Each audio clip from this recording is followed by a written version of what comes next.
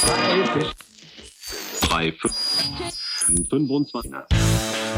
this episode, we're joined by writer David Lukens to tell us of a fateful celestial event that had a big impact on Thailand's development. So, if you're a history fan or just like stories about how little things can have big impacts, you'll dig this episode of the Bangkok podcast.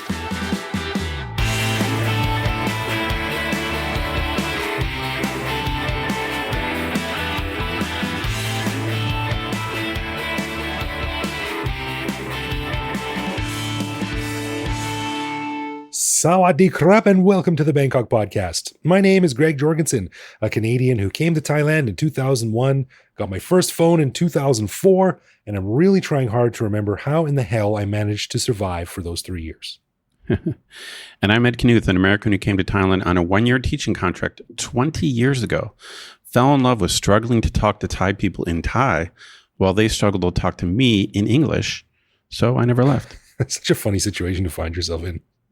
Yeah, we're both speaking the language that we're worse in. Right, we're just this obstinate stubbornness, like we're going to get through this if it kills us. That's right. We want to say a quick thank you to one of our patrons, Robin Ansell, who supports us at the show shadow level. Stick around after we're done talking about the eclipse that changed the course of Thai history to hear why Robin is the luckiest unlucky patron we've ever had. And a huge thanks to all of our patrons who support the show. Patrons got a whole bunch of cool stuff, including our ad-free regular show a day early, behind-the-scenes photos and videos of our interviews, discounts on swag, which you can find on our website, and various other things that aren't available to regular listeners. But best of all, patrons like Robin also get an unscripted, uncensored bonus episode every week where we riff on current events and random topics. We just finished recording this week's bonus show, and we chatted about Thailand's sad slide back into a COVID lockdown, the stresses of working from home while trying to help your kid do online learning, and some of the peculiarities of speaking Thai with a different regional or even international accent. To become a patron, head to bangkokpodcast.com/support. It's probably not very PC, but I think I can speak Thai with an Indian accent, like Sawadee krap. It's all right. Hey, that's not bad. That's not bad. All right. Well, guys, before we jump into it, we have to mention masks. We still have some custom Bangkok podcast masks made with a Bangkok company called Style Seal, which are super cool. We still have some to give away. So if you'd like one and you live in Thailand, send us an email at bangkokpodcast@gmail.com with the subject mask for your chance to get some sweet, sweet swag sent your way. And finally, I just want to say something about And I just want to say something to some of our listeners first. Jesus Christ. And I just want to say something to some of our listeners before we go. First, we are proud to announce that we have our first... Okay, that's what I'm saying. I forgot what I was going to say first. I need to get the tone right. And finally, I want to say something to some of our listeners. Firstly, we are proud to announce that we have our first official listener, Ed, in Tajikistan. All right. Yeah. Shout out to Paul, who is listening from the capital city of Dushanbe. I had to look that up. I know nothing about Tajikistan, but it sounds like a cool place. And second, Ed and I want to say a sincere thanks to you. That's right, you, listening right now, you. It's a bit mushy, but we really do enjoy our little community here, and we could not do it without your support. I've also been chatting to some listeners recently in different parts of the world who have or have had COVID and are kind of going through some shit right now. So we just wanted to send some love their way too. It's been a crappy year all around, but hopefully things will improve and we can see some, most, or all of you in big, bad Bangkok at some point in the not too distant future. Especially next year for our New Year's Eve gala event. You're still going on about that. Hey, the more you say it, the more we're going to have to do some work to get it to happen. Well, you did set your reminder for July, so. That's right. Yeah, Siri, help me out. All right. Well, on this episode, we get back into our series on little-known historical quirks of Bangkok and Thailand. And this week is a little bit different in that we have a guest, my good buddy, David Lukens. Now, David's a writer whose main project these days is the really great Thai Island Times, a newsletter that unsurprisingly goes into great detail on all of Thailand's islands. And David's also forgotten more about traveling in Thailand than most people will ever remember and is extremely well read on the country's social and cultural history. So a few weeks ago, I was browsing one of his newsletters in which he wrote about a very interesting chapter in Thai history. And I thought, who better to have on the show to tell us about it than David? So here is my conversation with him about the eclipse that changed the course of Thai history.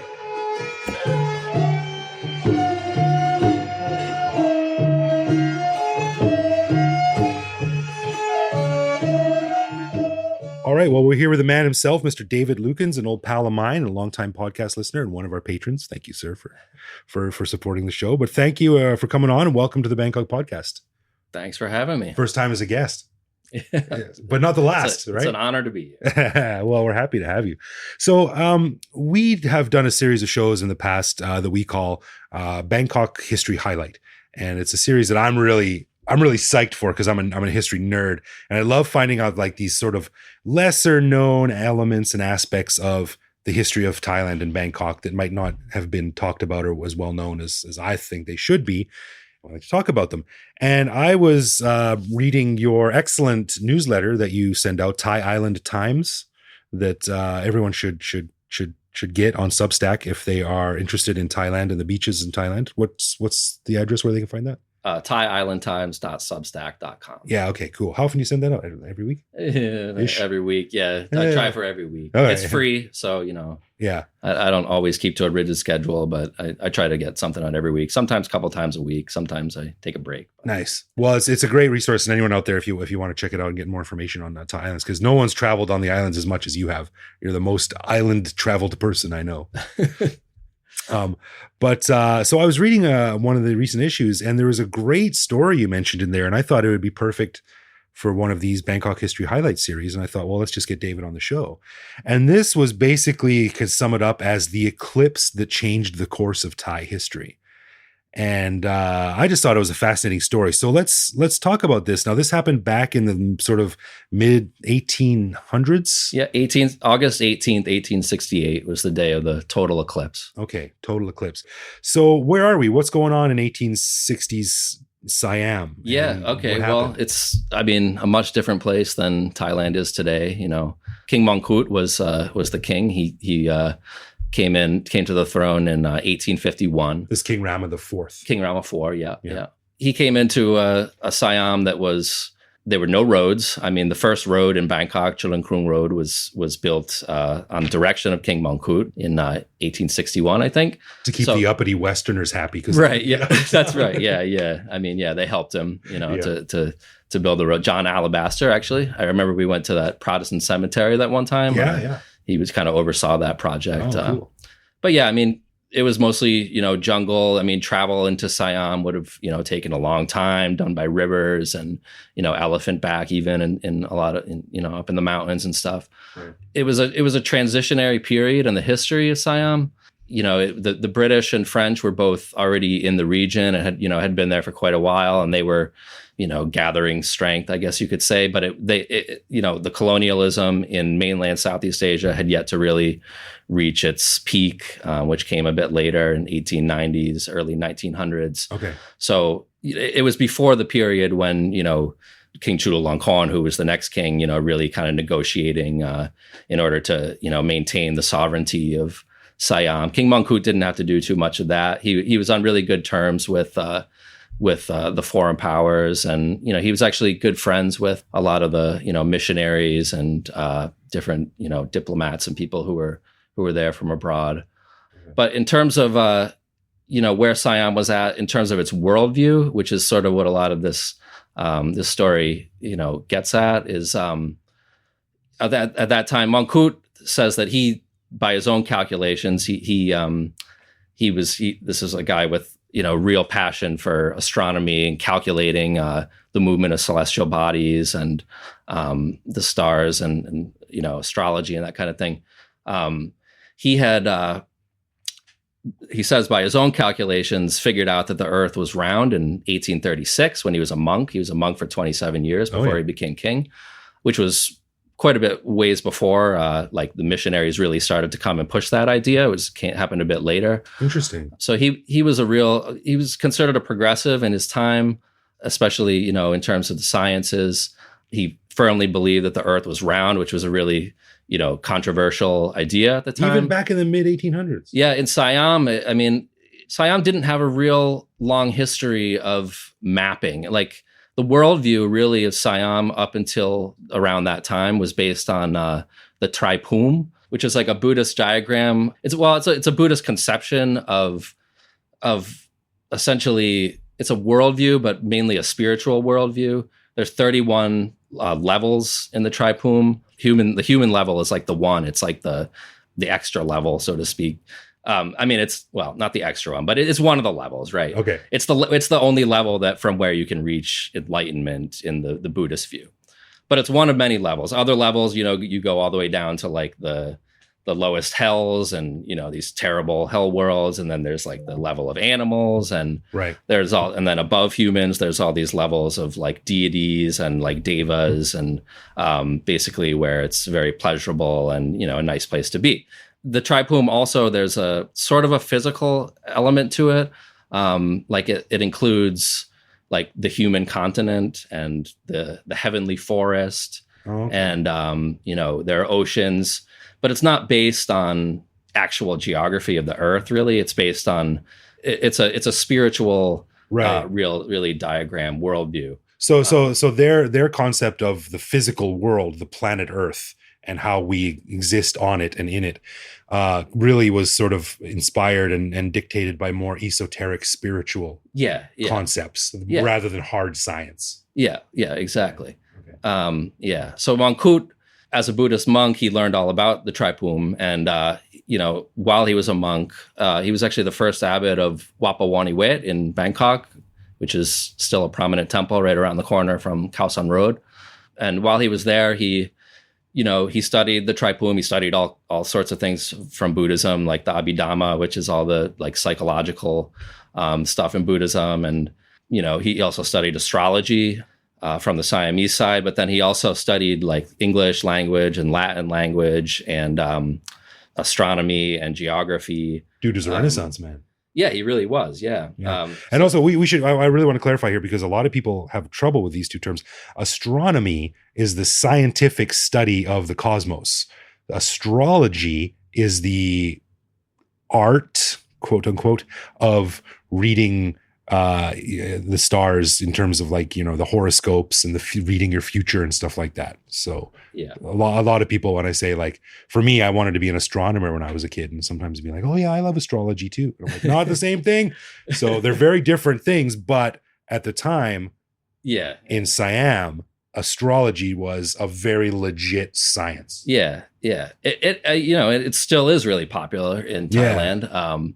But yeah, at the time it was like, it was a real science, and there was a lot of effort that went into astrology.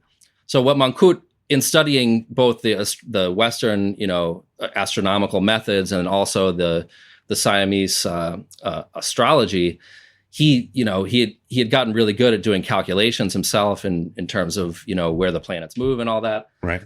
Which I'm not an expert on all that stuff, but basically like he figured out that a lot of what the Siamese astrological establishment, which was led by, senior monks and like court astrologers that were, employed by the palace, and Brahmins. I mean, we're talking about like high level people, serious dudes, in the the Thai hierarchy, right? Yeah. So King Mongkut, while he was a monk, while he was Prawitarayan, that was his monk name, he figured out that basically, the Siamese astrology as it had been practiced wasn't like completely wrong, but there was a lot that was wrong with it. Like, when you start, really doing these calculations, he figured out that like the entire calendar was off, that like all of the auspicious days and, the days when you're not supposed, the bad days when you're not supposed to, do, special ceremonies and things like that. He figured out that was all off. And he basically like took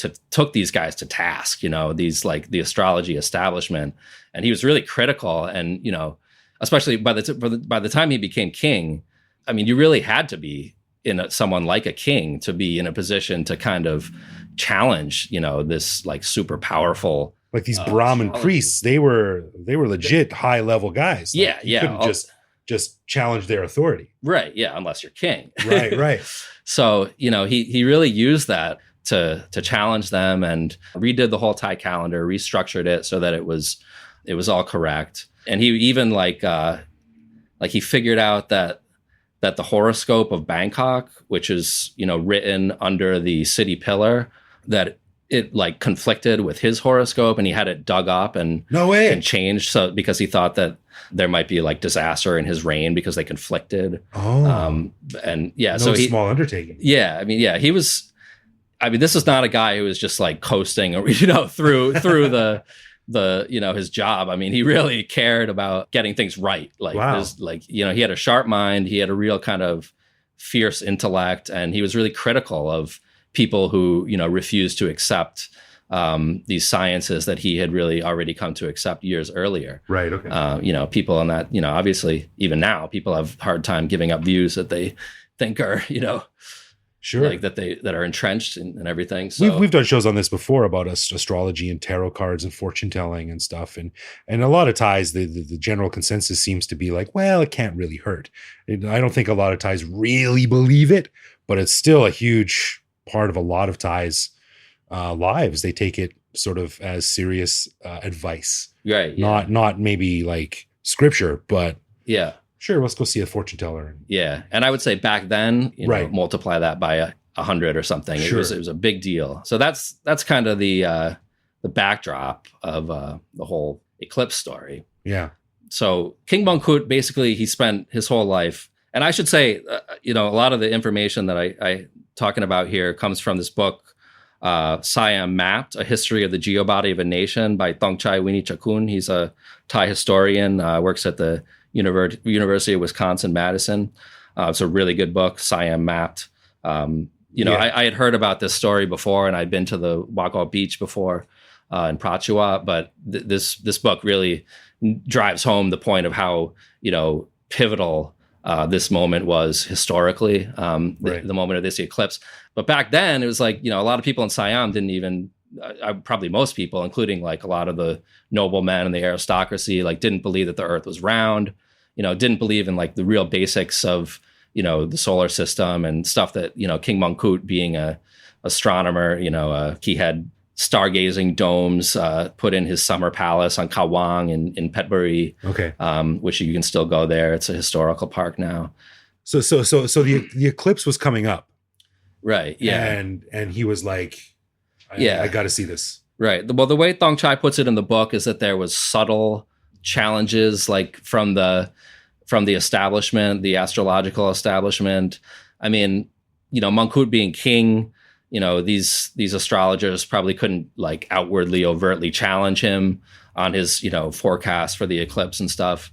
But there was obviously rumblings in the astrology establishment. People probably some of them weren't happy with, how he had already like taken some of the control that they had before over, things like determining auspicious days and things. So that was their job, right? That's what they're supposed to do. So it basically pitted Mongkut against, these astrologers. As subtle as it may be, it was important, Yeah. And he made a total forecast for the total eclipse, right down to like the second on August 18th, 1868. And he predicted that it would be a total eclipse. And after he had calculated that it would be visible from the Kra Isthmus, which is the upper part of the Malay Peninsula. Yeah. After he calculated that, then he calculated the precise place that would be like the ideal place to see this eclipse from, So that's why they went to this Wako. So he made this whole forecast, and a lot of the establishment astrologers disagreed with him. So they thought there was not going to be an eclipse. Well, they thought there was going to be an eclipse, but not a total one. There had only been one total eclipse ever reported before in the Siamese astrological record, which went back centuries. Oh. I believe it went back centuries. And yeah, they disagreed with him on details. Like they definitely didn't seem to agree with him that, that there was like a belt on the earth where it was like the best place to view it from. I mean, they were relying on their old texts. And, Mongkut was actually using a Mon text as well as a Mon astrological text, Mon being an ethnicity that, is very much wrapped up in Siam Thai history. Yeah. And also the Western astronomical methods. So, they disagreed, right? And it was deeper than just a disagreement about, when the eclipse would be or how it would go and stuff. It was like, really like, is this new science from the West, like, is it going to win, or is this the old science, the old astrology, the old establishment Right. Are they going to win? It determined a lot in terms of where the country went from there in terms of modernizing or not, falling back to old ways or moving or progressing. It was kind of a fork in the road for the whole globe at the time, right? We're talking to the Industrial Revolution. Yeah. A lot of these new sciences, new methods, new ways of doing things are coming in. Machines are replacing traditional labor markets. People were moving from the farms. They'd started to move from the farms to the cities. It was a big transformative time for a lot of countries in the world. Yeah. And this Siam was not exempt from that. This eclipse was one element of this fork. Like, which way are we going to go? Are we going to stick to the old fashioned ways, or are we going to embrace these new modern ways and see where that takes us?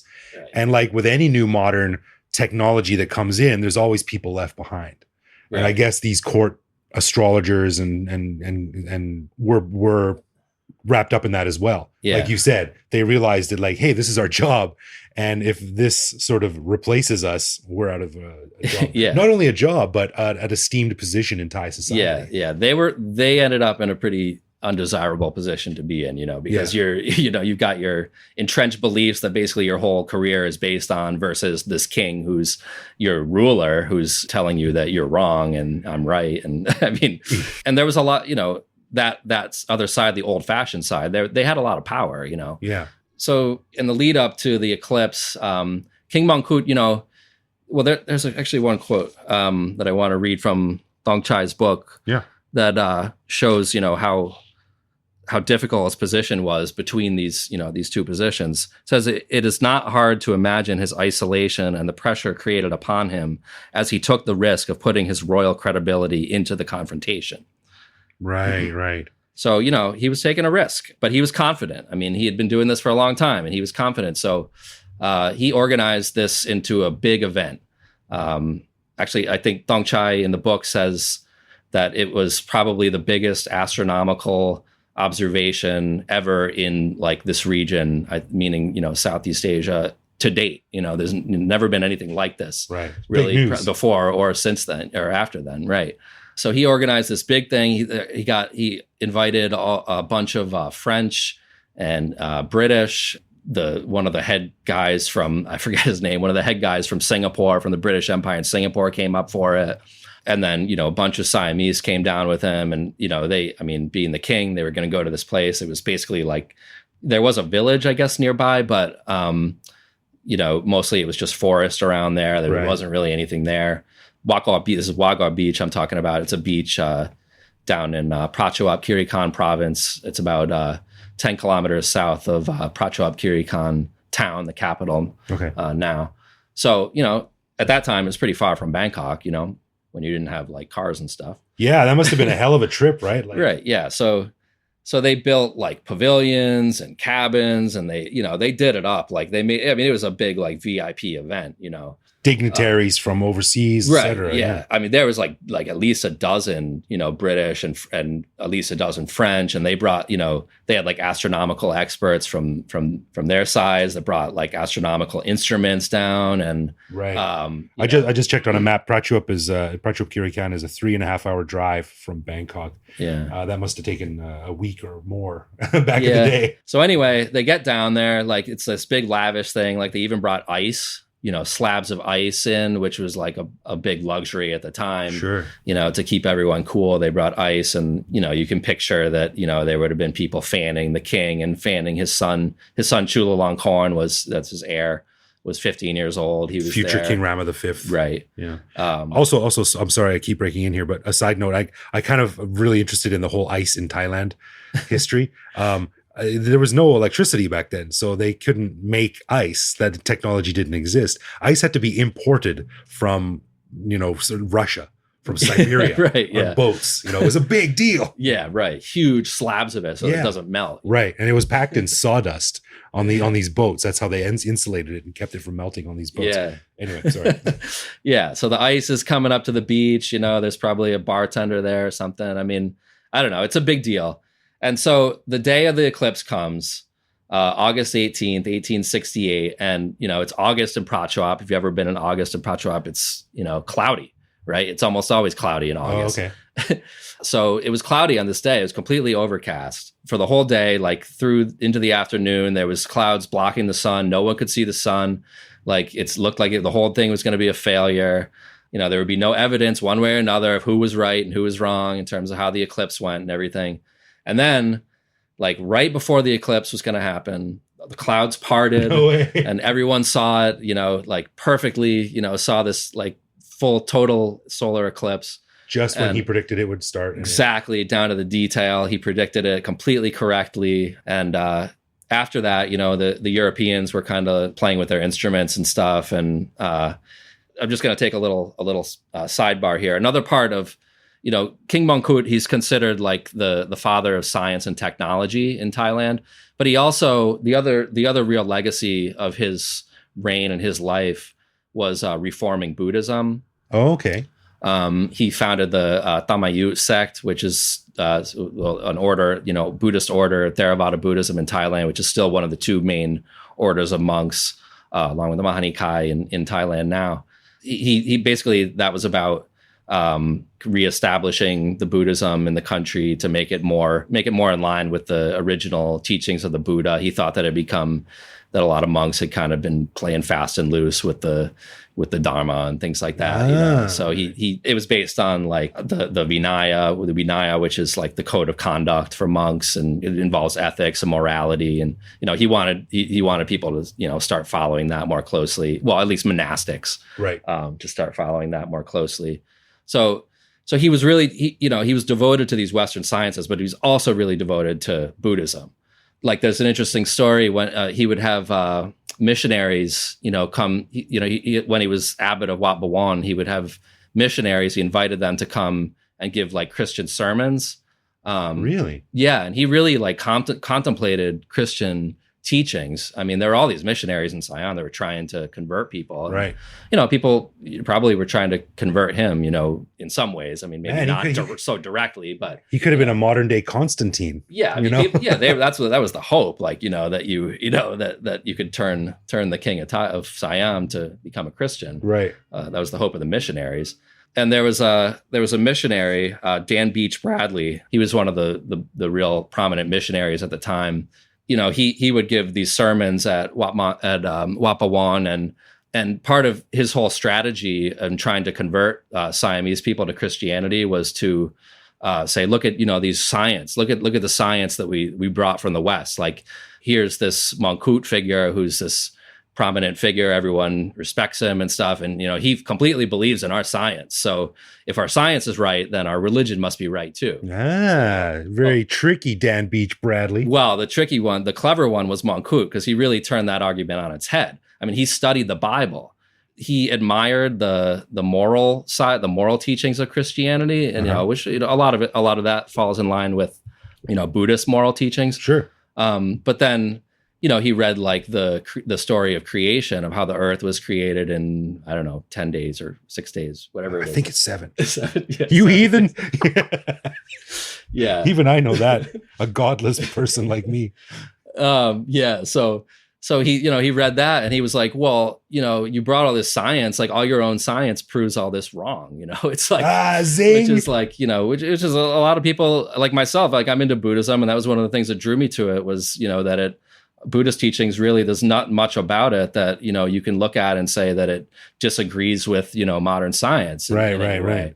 To the contrary, a lot of it really, the philosophy is very much in line with like, Einstein's discoveries and things like that. So he turned it right on the head. And was that's like, interesting.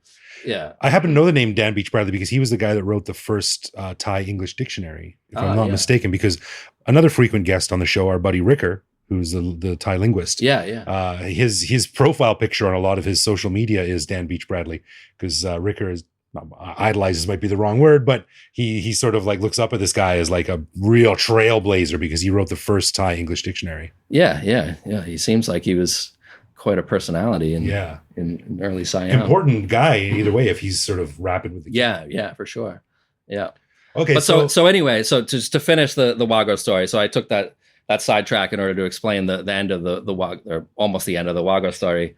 After the eclipse, King Mongkut sort of showed his devotion to the more traditional and indigenous spirituality as opposed to, Christianity, by preparing offerings for the terrestrial deities that he believes, and a lot of Thais still believe, inhabit another level of the Tripum, but are around the same sort of sphere. And he sort of credited them with making the clouds part at just the right moment. Okay. And it just shows that he was sort of devoted, on the one hand, devoted to Western science, but also on the other hand, really devoted to the spirituality of Siam that had always been there, for centuries. It's really interesting that he was sort of laying the groundwork for setting the precedent for these things can coexist. They're not mutually exclusive. Right. Yeah. Yeah.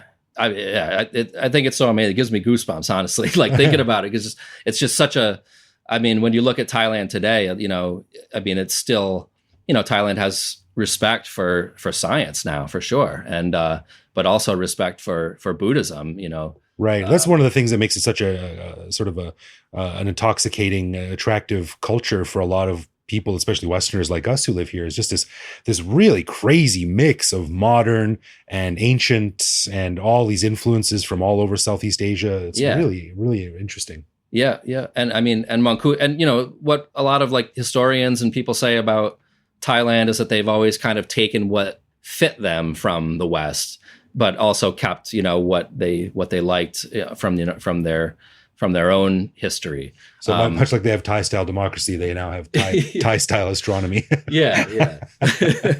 Yeah. But Mongkut, he really set the momentum going on that, Yeah. Just to finish the story, it actually has a sad ending. They were down on this expedition for quite a fair amount of time, and apparently both Mongkut and Chulalongkorn got bit by mosquitoes or contracted malaria on the expedition, and Chulalongkorn got very sick but did survive and went on to become Rama V, one of the iconic kings of Thai history. Mm-hmm. But Mongkut did not. He died just about 5 weeks after the eclipse on October 1st of that year, 1868. Wow. So, it was sort of, the way Thong Chai puts it in the book is it was his final kind of triumph, and I don't know what his final days were like, but, maybe he had some sort of sense of contentment or something, knowing that, his side had won, and that with Chulalongkorn being the heir, that hopefully, he probably thought that Siam would be going in the direction of progress, which is what he wanted.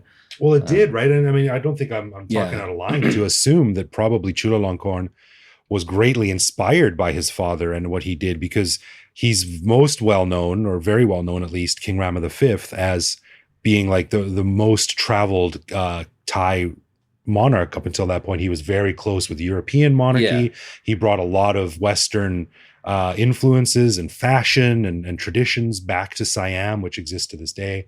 Yeah. So he was very well known as a very progressive figure, which he abolished slavery. The first railroads were built under his reign. Right. He brought back eating utensils, even chairs, Western dress and things like this. So it's not hard to imagine that at least part of that was inspired by his father's forward thinking. And I think I definitely, Chulalongkorn gets credit rightfully for modernizing Siam and what's now Thailand. But I think Mongkut also deserves an awful lot of credit. He was really sort of responsible for sort of getting that wave in motion, and then Chulalongkorn kind of rode the wave and strengthened it, and it grew under him. Really kind of came to fruition under him. But Mongkut, he was a really pivotal figure in Thai history. Yeah, man, I didn't know any of this. I don't know much about. I've never read books on the Thai monarchs, but he sounds like a hell of an interesting guy, and something that I should probably read up on, because I think he's fascinating. As I don't know if you're supposed to have like a favorite of Thai kings in history or not, but I think you might be getting into some dangerous territory there. Yeah, I'm intrigued. I'll just say that I'm intrigued by Mongkut, especially. Well, I can talk a little about what happened to Waggaw Beach after. Kind of whatever they had built, it fell into disrepair, and it kind of just got forgotten. It's a really, if you go there, it's a pretty ordinary beach. It's not like, it doesn't have anything that would really make it a big tourist attraction in terms of the physical features of it. It's okay beach, it's a fine place to go and sit on the sand and everything. But there is a train station there that's only used for, I think, special events and stuff now. But they, in 1994, they did build the King Mongkut Science Park. That's what's there now. There's an astronomy museum and an aquarium, and it's kind of a quirky attraction. There's you get your concrete statues of dolphins and things like that. And, right. But there's a big statue of King Mongkut there with a telescope right by it. Nice. Actually, he's sitting looking out at the Gulf of Thailand. So yeah, that's what became of Wagwa Beach. It's doesn't get too many tourists, I don't think, but like Boy Scouts and school field trips and that kind of thing go there a lot. Right. Yeah.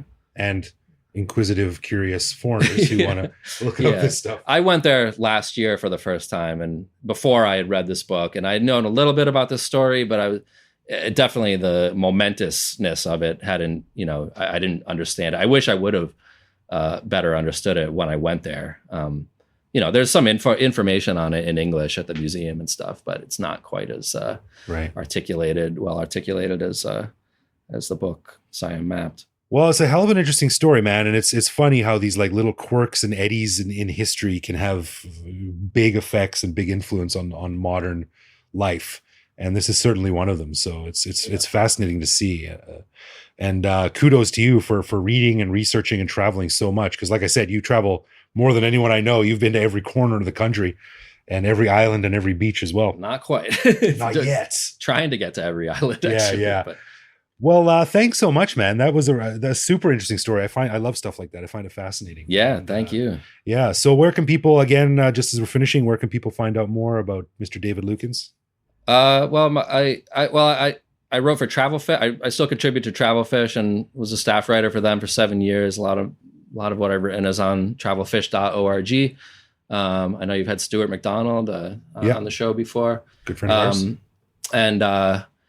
And then my newsletter is thaiislandtimes.substack.com, which I'm trying to, kind of go deeper into, islands and coastal areas beyond just, the travel side of it. I really this is a good example of just, who lives there, the history of these places. I think that every island and every kind of beach, destination has an identity of its own. It's not just, blue water and white sand or whatever. Right. Be it geologically or geographically or socially or historically, there's something about all these places. And that's what I've learned as I've traveled. And so that's kind of what I'm trying to uncover more in my newsletter. And so, yeah, that's cool. That's about it. Cool, man. Well, thanks for coming on. We'll have you on again, maybe to talk about islands. We can argue about our favorite islands. I think I'd be hard pressed to find more than 3 or 4 because I'm not really an island guy, but maybe you can educate me on that. Anytime. Yeah. Cool. Thanks a lot, man. Listeners, definitely check out David's newsletter. It's very worthwhile reading, especially as we're all a lot of people outside of Thailand have all this pent up energy, I imagine, and want to come back. So do your research with David's newsletter and plan your next trip. Maybe you'll run into him down there sitting in a hammock on a beach reading a book. Yeah, hopefully, depending on how this year goes. Fingers crossed. Yeah. All right. Thanks, man. Yeah. Thank you. Cheers.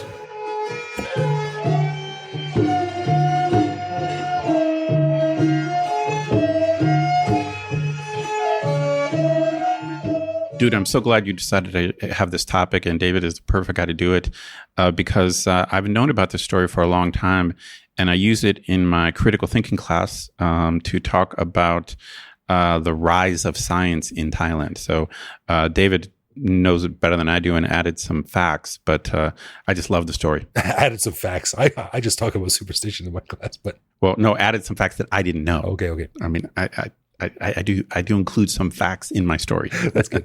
Yeah, I mean, I knew nothing about it. I mean, most of the story concerns Rama IV, and I mean, he kind of gets overshadowed by later monarchs. But yeah, it was fascinating. I knew almost nothing about this, and it was a really, really enlightening, interesting conversation, I thought.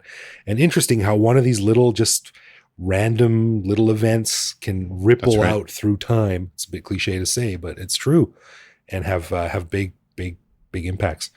That's right. That's right. So many thanks to David for coming on. It was really cool to sit down with him and talk about this. And if you're an island person, or even if you're not, you just want to read about some cool elements of Thailand, make sure to check out his newsletter at thaiislandtimes.substack.com.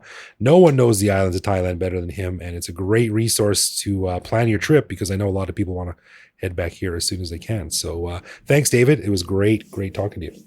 All right, let's get into some love, loathe, or live with, where one of us picks a particular aspect of living in Bangkok, which we then discuss and decide if it's something we love about living here, loathe about living here, or have come to accept as something that we just have to learn to live with, no matter how we feel about it. This week, it's my turn. Alrighty, hit me. Now, Ed, I'm sure you've seen this before. I often see it a lot of times when I'm in a taxi. You're in a taxi a lot more than I am. So what do you think when you're talking to someone? You're like, hey, we, and then you sort of, they make a gesture, and you notice that one of their fingernails, usually their pinky fingernail, is really long, and the rest are not. Interesting. I feel like I don't see that too often. No, I don't. You don't see it often, but I have seen it. But I have seen it. It's funny because back in the day, I would have associated like a long fingernail as kind of a yuppie, like cocaine shovel kind of thing, Cocaine shovel. It's kind of That's like a be the name weird, of my new punk band. Right, the cocaine shovel. But I never know what to think about it. I do see it occasionally on Thai taxi drivers or just Thai people in general. I don't know what it is. What does it mean? Do you have any idea? No, I've heard the cocaine thing too. I've also heard that it's sort of like back in the day, it's kind of got a white skin thing going on. Like back in the day, if you were rich or an aristocrat, you didn't have to do manual labor and therefore could grow your fingernails quite long without worrying that they would snap off. And that's sort of like a throwback to it. I mean, modern society, you can't really grow all your nails long, but you can grow one long. I mean, I guess it's some type of fashion or style statement. I mean, I don't like it. I don't think it looks cool or anything. No, I to be honest, I'm kind of creeped out by it. I think it's really weird looking. But at the same time, I'm really, as a nail biter, I'm really sort of impressed at how long they can let that thing grow. Oh, really? Wow. Yeah. When all of someone's nails are long, I assume it's just a general like fashion or appearance thing. But when it's just one, it just seemed peculiar. You know what I mean? Yeah, it's like go big or go home, right? Like, right. Yeah. So I never, my Thai is so bad. I never, and I'm not adventurous enough to just ask like, hey, why do you have that long fingernail? I mean, I don't think you need to speak Thai. I mean, if you just have this horrified look on your face and point at their fingernail for long enough, I think they'll get it. But I wonder if do you think it is a Thai thing? To me, I don't remember seeing it. Other than I don't think I've ever seen it in person. I just remember like in the 80s or 90s, like in movies, there'd be like a guy with a long fingernail and he would use it to like scoop up cocaine or something. Right, greed is good. Gordon Gekko, do it. Yeah, that kind of thing. I don't even sure I've ever really seen it though. No, but do you think this is some Thai culture thing? I really don't know. I've only ever seen it in Thailand. I'm sure there are other countries that do it around the world. Right. I never saw it until I came to Thailand, and I've never seen it outside of Thailand personally. But well, I can't say it really bothers me, but I don't like it. I don't think it looks cool or anything. So I'm just gonna have to go with a live with. I'm gonna go with a loathe on this one. It kind of gives me the heebie-jeebies. It kind of freaks me out. It's like, ugh. It's just next. Okay, here's what you got to do because you've been working on your Thai more than I have. Okay, so next time you got to make a promise that you're going to ask the guy why does he have a long fingernail. I know how you say fingernail. It's lep, I think. So lep yao. And I figure it out. I don't know. I'll come up with something. Get on it, dude. This is a good test of your Thai. This is a good test of your Thai. I'll do that right after I remember the full name of Bangkok. Which you promised to do, which you never did. Shut up. Alrighty. So, as we mentioned at the beginning of the show, we'd like to say thank you to Robin Ansell for lending us his support at the show shadow level. Greg, what did you find out about Robin? Well, Ed, as it turns out, Robin is the unluckiest patron we have, and sounds like a hell of a guy to sit down and have a beer with. Now, first off, he's a professional podcaster producer. Wow. An IT nerd, a published artist, or an exhibited artist, I'm not sure how to say that, and he plays in a rock band. So right off the bat. Damn. I know, he's like a true Renaissance man, right? For sure. Now, he told us the story of how he came to sort of be involved with Thailand. He said he met his partner through work via a hard drive factory because he worked in the IT industry. And I'm not sure if you know this, Ed, but Thailand is actually the second largest exporter of hard drives in the world. I did know that, as a matter of fact. Yeah, just barely behind China and way ahead of number 3, Singapore. Interesting. Yeah, I had to look that up. I don't know that off the top of my head. So Robin was going back and forth to Thailand for 10 years. And just when he decided, you know what? I really like Thailand. I want to move there. On the eve of his birthday, he had, in his words, major surgery, where he told me that just to imagine the movie Alien to get an idea of what was going on, which left him with a nice 26 centimeter scar. Wow. That was a bummer. So that kind of put the kibosh on his plans to move to Thailand. I see. Taken 3 years to get over that. And just when he was about to start planning the Thailand move again, boom, COVID screws everything up. Man, that is some bad luck. Yeah, so it's good luck that he found the problem, whatever it was, the alien problem. But it's bad luck that he got hit by that and then COVID. So that's too bad. And then he finished his message by saying, but regardless of everything, I shall be coming to live in Thailand, which is badass. Totally badass. Yeah. So we're glad that you're okay, Robin. We're glad that you're recovering, and we're glad that you're still planning on coming here. And check this out, Ed. He did add this story on the end of his email. He said, of course, it was not as bad as another guy in the same ward as me. He was a roofer, and whilst on a roof, the power tool he was used jammed and jumped, and he cut nearly entirely through his left forearm. But the amazing thing was that he switched off the power tool and put it down, and then held his left forearm on with his right hand and sat down on the roof and called down for someone to call emergency services and did not pass out. The doctors were able to reattach the arm and the nerves and told him that he had saved his arm because of his quick actions and thinking. He was a nice young guy. Whoa. Wow. Dude, I think if that happened to me, I'd be like, well, that's it. I'm just going to lay down and go to sleep. So, Robin, you're more badass than we are. You're a cooler dude than we are, and you're luckier than we are. So we hope that we will be able to share a beer with you in Bangkok before too long. And like you said, your move to Thailand will happen. Yeah. Thank you, Robin. Yeah, cool. A final thanks to our patrons who support the show. Patrons get a ton of cool perks and the warm, fuzzy feeling knowing that they're helping support the show. Find out more by clicking support on our website and connect with us online. We're Bangkok Podcast on social media, bangkokpodcast.com on the web, or simply bangkokpodcast@gmail.com. We love hearing from our listeners and always reply to our messages. True that, we do. You can also listen to each episode on YouTube. You can chat with us online or even reach out to me directly on Twitter or Instagram, where I am BKK Greg. So thanks for listening, everyone. Stay safe, wear a mask, maybe one of ours, and we will see you next week. Yep. See you next week.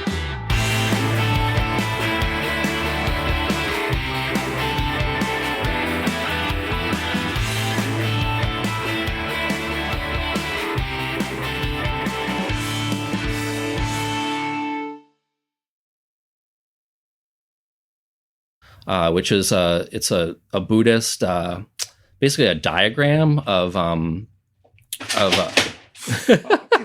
Sorry. Sorry. Keep going, or Yeah, keep going. Okay. I'm sorry. I should have waited to turn the aircon on. so it's based on the Tripum,